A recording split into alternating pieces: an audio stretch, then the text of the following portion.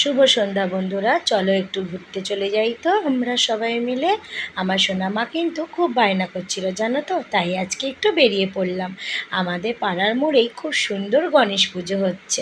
গনু দাদাকে দেখতে গিয়ে খুব ভালো লাগলো। দেখো আমার সোনামার এই যে পাশে বাচ্চাটাও কিন্তু আমার এক বান্ধবীর বাচ্চা, ওদের সাথে এই রাস্তায় দেখাও হয়ে গেছে। চলো আমার বান্ধবীকে একটু দেখিয়ে দিই। এই দেখো, শুধু গনু দাদাকে দেখলেই হবে, পুজোও তো সামনে চলে এসেছে। চলো যাই একটুখানি জামা কাপড়ের দোকানে। কি কিছু কেনা যায় কি বলো? না না না না, কিচ্ছু কিনবো না, জাস্ট একটু গেলাম ব্লাউজ কিনতে। কি ব্লাউজ কিনেছি সেটা তোমাদের আমি পরের ভিডিওতে দেখাবো। কত বড় দোকান জানো, এই কাকুটার দোকান কিন্তু আমার কাছে শপিং মল, বিগ বাজারই বলো আর ম্যাক্সি বলো আর সিটি স্টাইলই বলো, এই কাকুর দোকানে কিন্তু আমরা ছোট্ট থেকেই যাই। কাকু কিন্তু ভীষণ ভালো ব্যবহার, আর কাকু ভীষণ ভালো লোক জানো তো।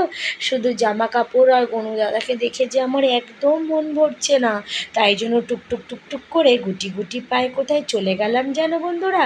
বললাম ফুচকা খাবো, চলে গেলাম ফুচকার দোকানে।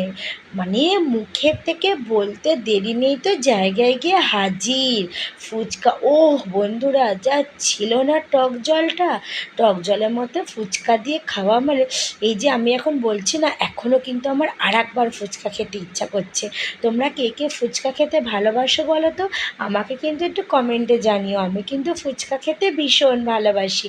আমার এরকম ছোট ছোট ভিডিওগুলো তোমাদের কেমন লাগলো অবশ্যই জানিও কিন্তু বন্ধুরা। দেখেছো বন্ধুরা আমার মুখ নাড়ানোটা? কেমন লাগলো বলো। টাটা সবাই।